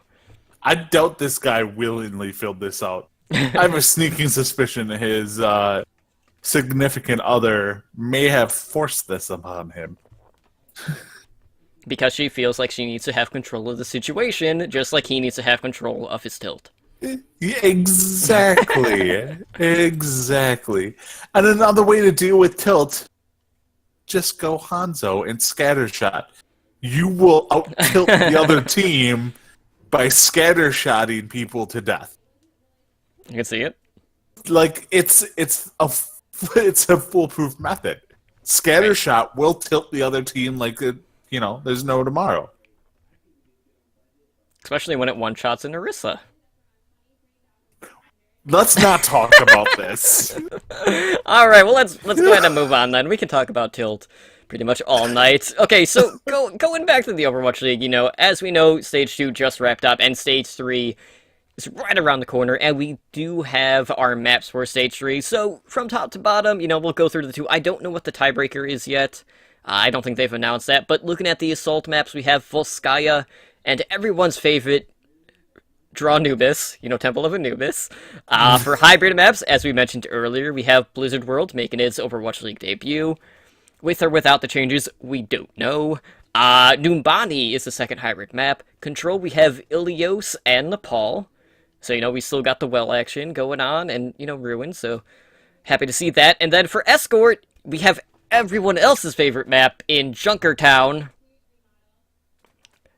People are not happy with that, but we do also have Route 66. But really, like, so many people are looking at this, and they are up in arms because, one, they don't like Junkertown. They got pretty tilted by seeing it so much in Stage 1, and people are kind of up in arms about Blizzard World's introduction as well. But really, like, I want to get your thoughts on Blizzard World being in a rotation already, given that it is still one of the newer maps. Are you interested in seeing what the pro players are going to do when it comes to their approach to this specific map? Or are you just worried about, like, what iteration of the map we're going to see? Well, I think my interest level is completely dependent on what iteration we see. If we see the old map, so be it. Like, I could care less because, I mean, not that I could care less, but it's a map we don't get to play. Like, Right. me and you don't get to play. We get to play the new map. So if they don't have the new iteration of Blizzard World in that map, it's like the changes they made are so drastic, it changes the gameplay. In my mind, it's because it's hard to. The second point, the change in second point is ridiculously drastic. I I think if they go back to the old way, it's going to be one of those people are just going to complain about it more. Like Junkertown is going to become a fan favorite because Blizzard World is there. If they don't go to the new iteration of Blizzard World, it's one of those things where there's a lot of not fan friendly maps or fan favorite maps in stage 3, which is good and bad. It's like bad if you're like, oh, I only like these maps, but good if you're like, I want to see something different. So like Volskaya. Volskaya is one of those you're like you could see a 2-minute take on Volskaya, or you could see a complete hole. You have no idea. Like it's so easy to defend and so easy to steamroll on offense on that map. You're gonna see crazy amounts of Widowmaker on throughout the whole stage because Blizzard World is a very good sniper map. As is Junkertown and Anubis. As is Junkertown and and Anubis. Route 66. Yep, and I mean even Volskaya. I mean, basically, take out the control maps. Every map that they have is a Widowmaker map. It really is. Numbani being the only one that's like, after point A, maybe not the best Widowmaker map, but still. You're going to see a lot of snipers. You're probably going to see more Hanzo. Because I mean, he's still a sniper, and he still has scatter arrow because they haven't fixed that yet. You're gonna see more Sombra. I think Blizzard World is where Sombra is gonna shine because there's a lot of oddly placed health packs that she can hack to the benefit of the team that they can just run over to. Especially on point A. Point A has some good full health packs for Sombra to go to and hack. The one I'm thinking of is if you're on the point looking at the statue where they come in to the building on the left, there's a full health pack right there that is easily hackable by Sombra, which will benefit your whole team. So I fully expect a lot of left side defenses on that. So it's one of those things where Blizzard World is gonna be the new Junkertown, but with Junkertown there, it's Junkertown's gonna become like, oh, we found a new thing to complain about. Let's go to Blizzard World. I don't know. I guess I haven't really heard. What is your thought on Blizzard World in competitive and in the Overwatch League? I'm excited to see it. I was actually kind of hoping that we'd see it almost immediately, but that wasn't the case. So, I'm just really curious to see exactly how the team compositions are going to change, just because each part of that map does play out very differently than the others. I think more so than the other maps that are in this current rotation, so I'm excited. Whether or not we're going to get the new version of it, I don't know, so I don't know quite what to think of that, but Junkertown being back in, we'll see whether or not people have learned how to defend it. But I have a feeling we're still going to see a bunch of Hanzo Widowmaker Bastion strats coming out because that's what we saw in stage 1. Now the one thing I will say about Junkertown is, I think with Junkertown, the Sombra changes might change the Bastion shield combinations on Junkertown. Like with her hack, I think her hack buff, because it will be live in stage 3, I think that might change some of it. I don't know. Just because of how quickly people can get pickoffs with the snipers, because they really are the ones doing the heavy lifting on there. Bastions are just there to break the shields. Yeah. But all in all, like, this map pool is kind of all over the place. There are maps I like, maps I'm kind of on, and maps I just don't really like to watch. Junkertown being one of them. But I mean, like, Junkertown is just one of those maps where either no one can defend it, or they defend it too good. Because we've seen map scores of like 8 to 7, and we've also seen teams get in full held on the first point, so I don't know, but like it's a different like meta for that map, which I think is unique because a lot of other maps quite don't have that same effect. But all in all, I know a lot of people aren't too happy about Junkertown being in yet again. But I mean, there's really only so many maps in the game. We're going to see some, less variations in certain stages than others, so people are just going to have to deal with it because I don't really see them changing the way they're going about picking the maps. Unless they do like a vote type system, which I think probably won't ever happen. But, speaking of the Overwatch League, let's talk about the week that was as we go inside the league. So, it was the final week of Stage 2. So, let's just start off by talking about, basically what transpired to lead us into the playoffs. So, on Wednesday, we saw the Philadelphia Fusion keep their playoff hopes alive by defeating the LA Gladiators 3-1, which basically set so many things into motion because the Gladiators needed to win out. We saw your Florida Mayhem defeat the San Francisco Shock with the debut of Mr. 150K. That was 3-2 in favor of the Mayhem. The Houston Outlaws 4-0 the Shanghai Dragons on Thursday. This is the one that I was getting bitter about during our recording last week. The Houston Outlaws defeated my soulmates, the Dynasty, 3-1. We saw the New York Excelsior get taken to a map 5 by Dallas Fuel. And NY took that one 3-2. Boston Uprising defeated San Francisco Shock 3-2. On Friday, we had our clash of our teams. We had the Dynasty defeat the Mayhem 3-1. The Fusion defeated the LA Valiant 3-2, and the Spitfire 4-0'd the Shanghai Dragons. So the Dragons still looking for the first win in the Overwatch League. Stage 3, it's going to happen. I promise you that with all of the new additions and them basically being the Korean Dragons at that point. Just saying. So on Saturday, we had the London Spitfire defeat Dallas Fuel 3-1. So the Fuel taking maps off of the top 2 teams in the league, which is a pretty big deal given their, all of the recent things that are going on in that organization. We had the New York Excelsior 4-0 LA Valiant. So Valiant, this stage, basically either get 4-0'd or 4-0 someone else. A lot of inconsistencies there, but they're consistent in that aspect at least. And then, LA Gladiators still had a chance to make the playoffs in the last game of the week. They needed a 3-0 win or a 4-0 win over Boston Uprising, and Boston Uprising came in. They took the first map, they played the spoiler, and they ended up taking that one 3-2.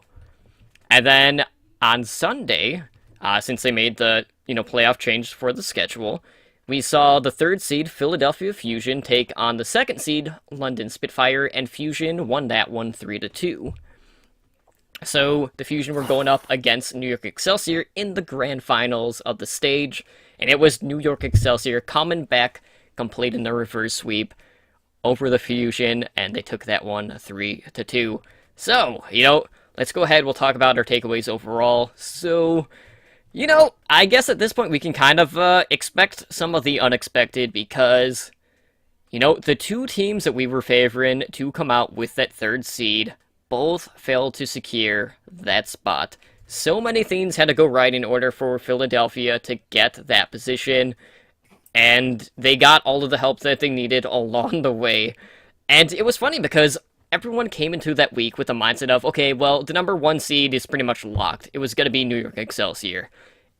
I would say about 98% of the community was like, yep, London Spitfire, surefire lock for that 2nd seed. And then everyone was basically just like, okay, it's between the Dynasty and the Gladiators, and didn't happen.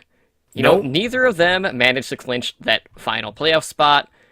And both of them had their playoff hopes in their hands. The Gladiators lost to Philadelphia the first day of the week, set tons of things in motion, as I mentioned, which it meant just like Seoul had to win out, but, they lost to the Outlaws, which was a huge win for the Outlaws, and I know the last time those teams did face, the Outlaws did play the Dynasty very tough, and then, Gladiators still had a chance, and then Boston were on their best map of the stage in Volskaya, on map 1, so a really tough break for the Gladiators just to get, those chances ripped right out from them. But, against all odds, it was Fusion taking that third seed. And, it's just the second stage in a row for Seoul, who have let their playoff chances just slip through their fingertips. So, my question to you, as someone that is not a Dynasty fan, do you think that they are playoff cursed? I don't think they're playoff cursed. I think that they are too cocky for their own good. And maybe cocky is not the best way to describe it. It's just like they think that they might be better than they actually are all over. The big thing with Seoul is their coaching decisions are rather interesting, let's say. And it's just like, when you're playing a match and you're not playing Fleta, you're like, what are you doing? Like, they think that their backups are better than everyone else. And I think that came back to bite them in the ass the past few stages. They sat who was it? Miro. They sat Miro in the last stage or last week.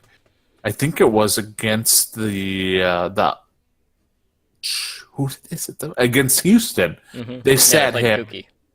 They played Kuki. It's just they have interesting coaching decisions, and it's just like, no, you should probably be playing like less like, oh, this might work against this team. No, play your best players. Play Fleta. Play Miro. I think Toby at one point was not playing. They're a team of, if they weren't so skilled and those skilled players were winning them games, they would be no different than the coaching decisions by Kai Kai and the Dallas Fuel. And I'm not comparing them to the Dallas Fuel because obviously Seoul is way better than the Fuel. But I think the coaching decisions are as perplexing for the Dallas Fuel as they are for Seoul. Seoul's just ability masquerades some of the decisions that they make. Yeah, to your point though, I will say, looking at these core rosters, Dynasty being Lunatic High, Fuel, primarily being Envious, these are two long-standing rosters that are kind of trying to stick to things that have worked for them in the past, and they just haven't really evolved over time, whereas these other teams that are beating them kind of have done that. That's why, London and New York have ultimately been the better Korean teams, because these are teams that have just so many layers to their gameplay.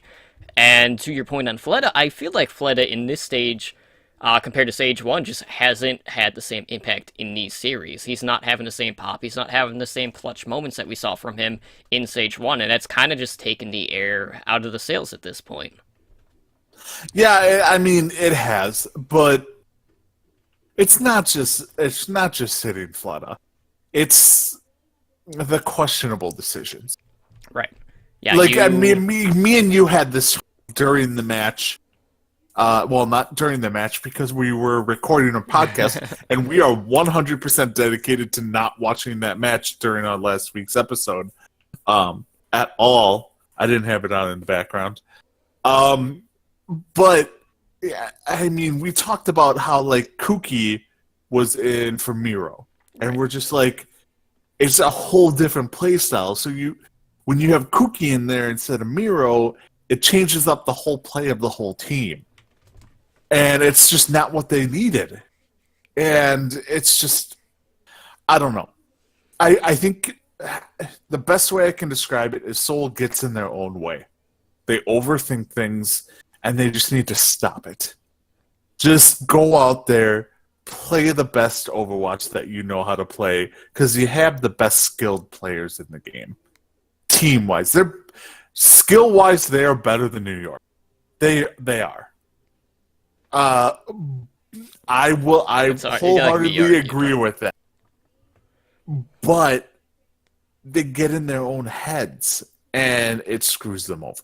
Yeah, I think too, like, I think the balancing act of fielding the best players on top of over practicing them and then having them practice more maps also plays a role too, and that might be one of the reasons why they do want to bring in some of their, B squad, as some people would call it, just because they don't want their main roster having to practice, 6 to 8 different maps. Like they could be seeing in these series. But yeah, I mean, at the end of the day, it's just, do you have your main roster practicing more maps, and maybe they're not coming out as effective? But at the end of the day, it still was, in both cases, a must-win situation for the team. You had to go in with the expectation of, we need to, go 2-0 this week to make sure that we're in the playoffs, and that didn't happen. They went 1-1, and they were they were one and done at that point, basically. Yep. So, who knows? Maybe we'll see some tweaks coming in, but, some of these teams definitely do have the read on the Dynasty, just like they did when, if you were running that envious roster. But, looking at the other end, we have to talk about Philadelphia, because they were the ones that did pull off the wins that they needed to get that third seed. They kept themselves alive despite all of the help that they might have needed along the way. But, they were set to face the London Spitfire in the semifinals, and it's important to note, like, going into that series, they had not yet taken a single map thus far off of the London Spitfire in the 2 series that they played. So they were 0-8-0 in the 2 series that they played. And, Spitfire, they may have lost, but they did make a little bit of history, at least in terms of Overwatch esports, because when they played on King's Row, they actually captured Point A quicker than any other team in Overwatch history, doing so in only 29 seconds, which is absolutely absurd. But the thing that I want to talk about is Snillo. So, Snillo came in, he was subbed in Map 5 of this series. So he was coming in cold, and he absolutely took over the control of that map and the series. And just talk about being put into that spot as such a young player. Like, you can't really be put in a higher, stakes situation than that. That is pinch hitter, bottom of the ninth, 2 outs, World Series, game on the line, and you're like, I'm going to go out there and I'm going to hit a double and hit the, game-winning home run. I mean, not anything that, the Chicago Cubs would have to deal with, but, but, I mean, like, it's one of those things, it's just like, some people are bred to be that clutch, and Snillo was that clutch. It's just like, you come in, we need you to go on there, we need you to do your thing, we need you to, kind of be the heart of the team, and that's what he did. It was glorious. I love the Philadelphia Fusion after watching them. Yeah, absolutely. And, you look at that DPS lineup, they have 4 very potent DPS on that team. So the possibilities that they can field on that roster seem practically endless. I mean, you have Carpe, who brings that individual play. That was a huge highlight for them in the playoffs, whether it was on the Tracer or especially on the Widowmaker. But, he was going one-on-one with Prophet, who is considered to be... I'm not going to say he's the top Tracer, because that would have to go to New York's CPLB, because, I mean, what he does is just magic. But Prophet probably would be considered second or third, but Carpe is definitely up there as well. So it was really cool getting to see him kind of outpace Prophet, because Prophet is one of the Tracers that I do respect the most. But at the end of the day, though, like, the DPS really stepped up. Carpe came through into semifinals, but, the finals were a little bit of a different story, just because, fatigue started to become a factor, having played 10 maps overall between those 2 series. But, at the end of the day, New York came into the finals. They did not get the match that they were looking for, because they did come in prepared for a Stage 1 Finals rematch against London Spitfire, but, Fusion kind of had other plans in that. So, for a second straight stage, we had the stage finals end in a reverse sweep. And I would have to say, after this stage finals, Libero is without question the best DPS in the Overwatch League, especially at that flex role. You had him coming in map 3 on Volskaya. He really took control over that series on a Widowmaker, and he did not look back. We had that 1v1 Tracer duel going on, or what people might have hoped for, between Snillo and Sabiolbi. That didn't happen, though, because Snillo's just like, you know what? I'm not gonna try. He basically just ignored Sabiolbi throughout that entire series, and ended up creating a lot of pressure on New York because of that, because he wasn't where they were expecting him to be. But as I mentioned, as that series did prolong, we did see Carpe start to fall off on the DPS role, on the Widowmaker.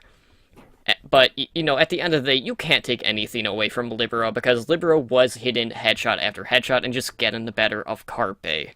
And Carpe just wasn't able to maintain the level of play throughout both of those series. But, Philly go in 10 maps with the two best teams in the Overwatch League.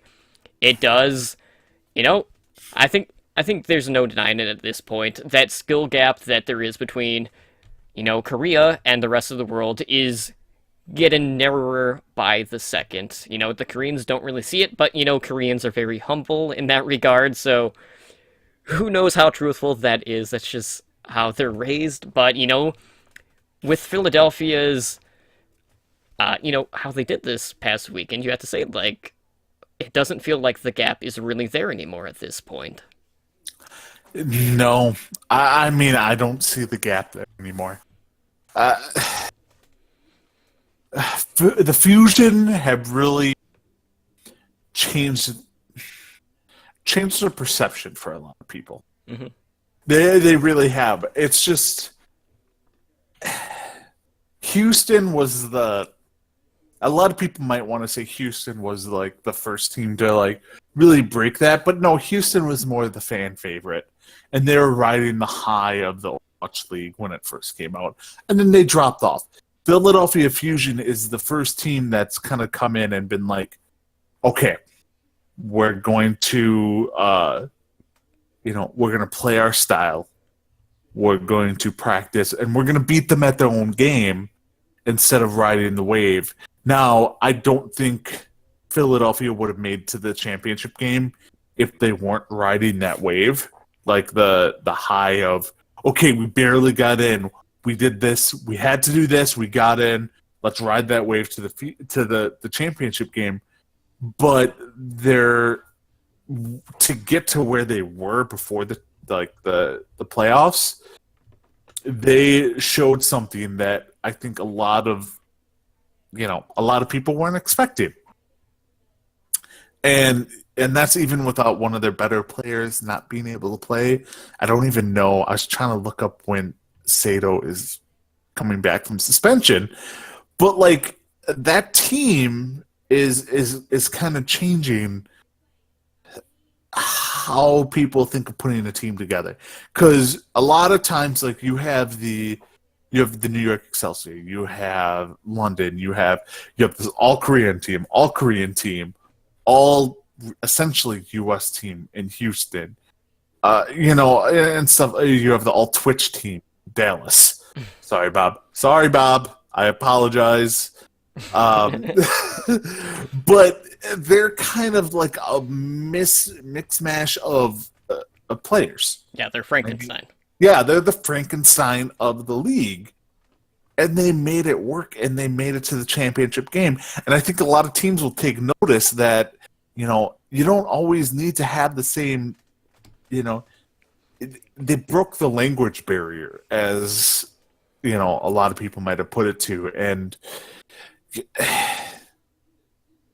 I'm not saying the Fusion are going to be the next great thing, but I think they just opened a lot of people's eyes. They opened a lot of people's eyes. All right, we're going to take the Valiant out of this because it's the Valiant. They're screwed up. They have a mix mash of a team, but they have deeper problems than a lot of people realize. But the Fusion kind of reiterated that you can have the Koreans, you can have the Russians, you can have the Americans, you can have the Canadians all on one team, and as long as they're good players, the communication will be there because good players know how to communicate with each other, or don't know how to communicate with each other. They just know what their teammates are going to do. And the Fusion proved that, and I think that's going to move on forward. Hopefully. Yeah, well, I mean, you look at it, like, for New York's case, this is a team that has basically had a stranglehold on that top spot throughout the entire season so far. And, you kind of look at this team and you just have the question, like, okay, well, what makes this team so dominant? They've only lost, 2 games in all of the games that they played. And to go back to Sato, it's a 30-game suspension, so he'd come back in stage 4. Because there's 5 Oh, weeks. it is stage 4. Okay. But, New York, their DPS flexibility, regardless of, only fielding 2 DPS the majority of the time, is still deeper than, honestly, probably every single roster at this point because of how many different roles Libero can flex to. And it's not to downplay some of the other teams, because some other teams are able to flex to a lot of different heroes, but a lot of them just can't match the same level of play that Libero does offer. And Arc has really been kind of the unsung hero, at least on the support line, because Jonak is the one getting the majority of the love, and that's primarily because he's the one putting up the ridiculous stats and damage output. But Arc is nothing to sneeze at either. But really, I don't feel like New York has been challenged to the extent that they've been expecting to, because I feel like so much of, those first 2 losses was just the fact that, they came in and they were expecting to face London. And who knows, it might have been the same case for London when they went up against, Philadelphia. Maybe they were expecting to run into the Gladiators, who, Gladiators really shut them down the last time they played, when it was Fisher facing off against his old team. And, if it was against Seoul, they would have just saw it as a bye week, or bye day, essentially, because they haven't taken a game or a map in 16 maps. But, at the end of the day, the Luxury Watch Blue Curse has been broken by NYXL for picking up a major title win, so that is definitely worth noting. But Philadelphia definitely brought hope to a lot of the US fans out there, just because we were so close to beating the Koreans. It is going to happen at some point. Whether or not it happens in the stage or ultimately in the overall playoffs at the end of the season, I don't know. But you can definitely feel it within grasp at this point. Now, here's the question. Alright, so you're talking about Libero was an MVP in the championships. Could they have, with Flower signing with the contenders team, could that be kind of their way of being like, all right, we're sending him down to contenders because we're not going to play him? I mean, in all honesty, okay, we have Libero on the. Are we going to put Flower in place of Libero? Maybe not. And they could get out of the contract that they had worked with him. I mean, in all honesty, Flower's getting more money than Mr. 150K. Mm-hmm. If they can get out of that and still keep Libero, who's arguably one of the best flex DPS gods in Overwatch League, they might do that. And then a team can approach him and get Flower, instead of them having to pay 250K for Flower, to be like, we're going to play him half the time, if that, because of Libero. Yeah, it does lead to an interesting conversation of, well, at this point, since these 2 members do flex so much, do you run into a situation where maybe you have them each specialize on certain heroes at that point, where they're spending all their time either on hit scan or, someone being a Tracer Widow, or someone that just comes in to beat the Junkrat, or, the McCree player. there's just so many different ways that they can go about structuring this roster if they do decide to keep all of the DPS that they do have on top of having Flower. But regardless, New York Excelsior are the scariest team in the Overwatch League, with or without Flower. And if Flower comes on and they keep all of their pieces, I mean, what more can you say? They're just gonna be that much more scary. But, guys, let's go ahead and, we're near that point where we need to close out the show, but before we do that, we need to give our shoutouts for this week. So, Adonar, is there anyone in the community or anyone out there that you want to give a shout out to this week? I don't think there's anyone I really need to give a shout out to this week. I get getting my shout outs for a while. So, do you have any shout outs? I do. Well, for starters, I was on Watchpoint Radio on Tuesday. That episode is out now. That was episode 101. I was on there with Blazin' Bob. Job was out. I know he's still doing stuff overseas. And I see Sorrow from another podcast that I had plugged last week was also on Watchpoint Radio with us. So check that one out. And today is also Wicked Ella's birthday. So happy birthday, Wicked. She is the host of the Blue Zone PUBG podcast. So she actually recently competed in her very first tournament. I'm not sure how it went. I'll have to touch base with her on that. But, she was an Overwatch podcaster at one point on Overplayed before she switched over to PUBG, like, some Overwatch pros have done. But, at the end of the day, I still love Wicked's content, and, I'm always checking out her stream when she is playing PUBG. And, she does still play Overwatch, just not to the same extent. So, happy birthday, Wicked, and be sure to go check out the Blue Zone podcast if you are a player of PUBG. But, Adonar, that is going to lead us to the moment where we need to say goodbye to everyone and just close out the show. So, why don't you go ahead and let the community know where they can get a hold of us over on social media and to all of that good stuff. Okay, well, you can reach us an email at hndoverwatch@gmail.com. You can reach us at hndoverwatch on Twitter. Twitch, we do record our show on Twitch, and we are a Twitch affiliate. So you can support us, support the show by subscribing to our Twitch channel and unlock our new network emoticon. So thanks again to everyone who's been watching the shows live. If you'd like to catch us live, we are on 3 nights a week. So Overwatch League Network is Monday at 7. Overwatch League Network. 7 Pacific. Mm-hmm. Overwatch League Network, the back cap, is Wednesdays, 7 p.m. Pacific. Heroes Never Die, the better show, is Thursdays at 5 p.m. Pacific.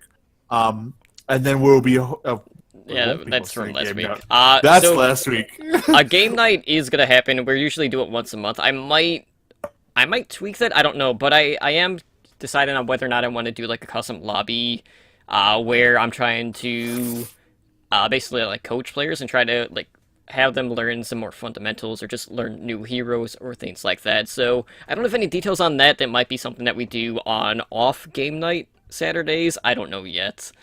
But we will have another game night here in the upcoming month, but we will have more details on that probably on next week's show. Sounds good. Hopefully I can make this one. I was gone for karaoke shenanigans for this past weekend. I did not sing because I don't sing karaoke. But you can reach us on Discord. You can join us, talk to us. At discord.me/OWLN show. And then we are on YouTube as well. So you can find us on Overwatch League Network. So we're getting close to the custom URL for YouTube. If you could help us out by subscribing to our channel, we'd greatly appreciate it. All of our podcast episodes for Heroes Never Die, Overwatch League Network, so on, so on, so on, can be found on there. Totem, where can they find you? Well, I'm over on Twitter, mostly talking about Overwatch, esports, podcasting, scary movies, comics, general geek culture, things like that, or trolling Blazin' Bob to no extent, or other podcasters, like the one that's fallen into the abyss, that being my OWLN co-host, Lambo, who I haven't seen in so long. I forgot what his punchable face looks like. I miss my soulmate. He needs to come back. Still, with the living? I not physically. I talked to him last week. He was going to make it, but the little one was running a high fever, and they had to take her to the ER. But he is still with us. He just hasn't been on. So hopefully on Monday he will be back in full force, feeling 100% as well as the baby girl. But Adonar, where can people get a hold of you over on the social media?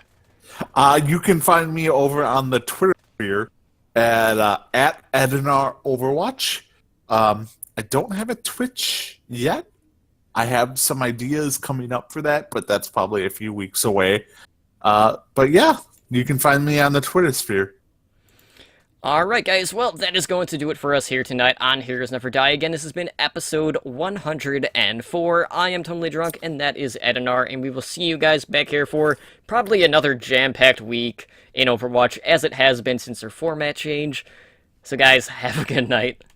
Have a good one. Thank you for listening to Heroes Never Die. Be sure to follow us on Twitter at HND Overwatch, and join us on Discord at discord.me/OWLNshow.